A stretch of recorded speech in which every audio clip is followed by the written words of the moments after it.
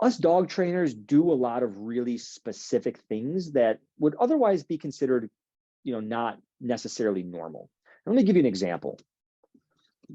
Ignore the stuff behind me here. So let's just say, like, I'm going to teach a dog place, right?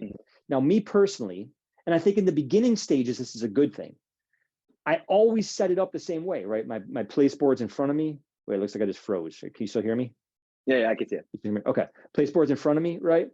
I walk the dog up, and what I like to do, I keep my leash here, and then a lot of times, especially if I'm starting to do leash pressure, I face the dog. I put the leash in this hand so I can guide him that way.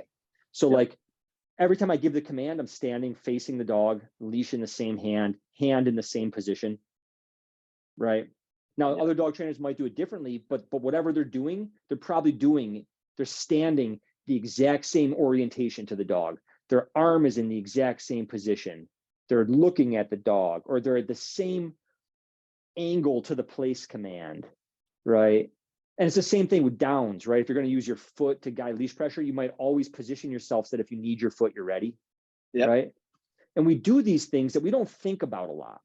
And so what happens is, again, I think we talked last time a little bit about compound cues, right? That like for a lot of times, it's not just the verbal cue, but the verbal cues, it's like the verbal cue plus whatever we're doing with our body at the time when we talk about generalizing, right?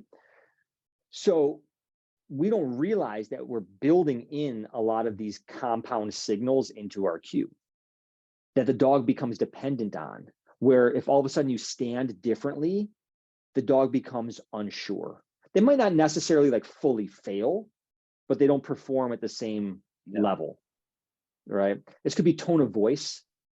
This could be, again, the way you're holding your body.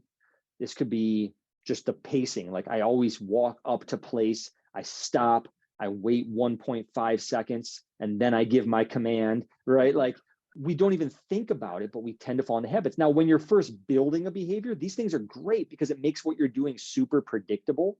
And when it's predictable, it's like, that's how the dog learns, right? Like this is a pattern.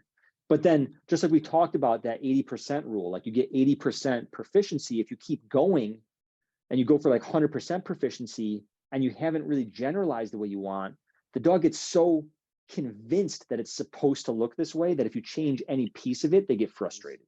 What I want to say is just as you're preparing for the dog going home, like especially into that 4th week, you're proofing against yourself. That's what you want to do. You want to proof against your own idiosyncrasies. And you want to prepare the dog to perform based on how the owner is going to behave, because the owner is not going to behave like a professional dog trainer. They might be sloppy, their timing might be off. Again, they're not going to carry a treat pouch around that smells and has oils and all that, you know what I mean? So we're proofing against our own dog trainer idiosyncrasies. That's the number one thing that we want to be doing to increase the likelihood of success when the dog goes home. And if you're not doing those things, man, you're setting yourself up for failure. And then you get to those go home lessons and you say, okay, your turn, here's the leash. And the dog's not doing it and you're sweating bullets because you kind of look, the owner just spent $4,000 on training and the dog's not doing what they're supposed to be doing.